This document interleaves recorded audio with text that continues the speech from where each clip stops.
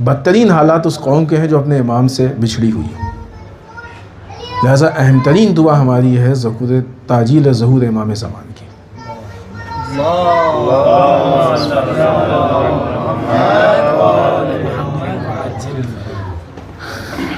کربلا میں رہ کے یہ دعا کوفی نہیں ہونی چاہیے. ہم اپنے کو چینج نہ کریں اور امام کے ظہور کی دعا کرتے جائیں.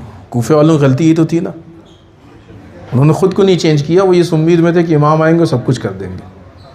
بعض اوقات ہم کو بھی ایسے لگتا ہے کہ ہم اپنی جگہ پہ بیٹھے رہیں, امام آئیں گے سب کچھ کر دیں گے. تو یہ کوفی دعا ہو گئی, یہ کربلائی دعا نہیں ہے. کربلائی دعا خود کو چینج کریں, خود کو چینج کر کے تاجیل ظہور امام کی دعا کریں.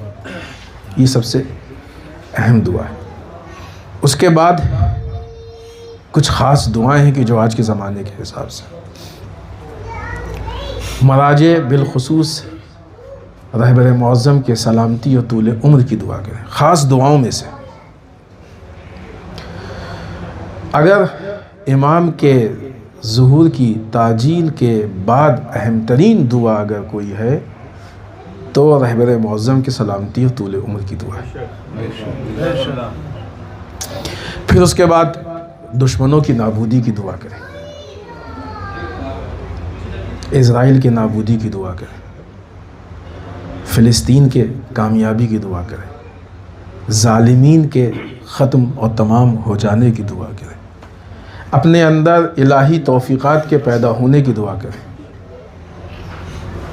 کربلا آ کے اگر کوئی شہادت کی دعا نہ کرے تو ایسا لگتا ہے کہ جیسے اس نے کربلا میں دعا ہی نہیں مانگی, کہیں اور دعا مانگی ہے. یہ وہ سرزمین ہے کہ جہاں پہ ہم لوگ چل رہے ہیں. ظاہر سی بات ہے کہ زمانہ گزر گیا, لیکن ہر قدم وہ قدم ہے کہ جہاں پہ کسی نہ کسی شہید کا خون گرا ہے. اس سرزمین پہ چلنے کے بعد شہادت کی دعا نہ کی جائے تو پھر عجیب ہے دعا. یہ وہ دعائیں ہیں کہ جن دعاؤں کے بعد پہ ہمیں نہیں لگتا کہ انسان کو ایسا بھی کچھ یاد رہ جائے گا کہ ہمارے جیب میں کچھ کمی ہے, ہمارے گھر میں کچھ کمی ہے. کربلا میں آنے کے بعد جب کربلا کی غربت کو یاد کریں گے تو ہمیں ایسا لگے گا کہ ہمارے پاس بہت کچھ ہے. اس کو بھی اللہ کے راہ میں قربان کر دینا چاہیے.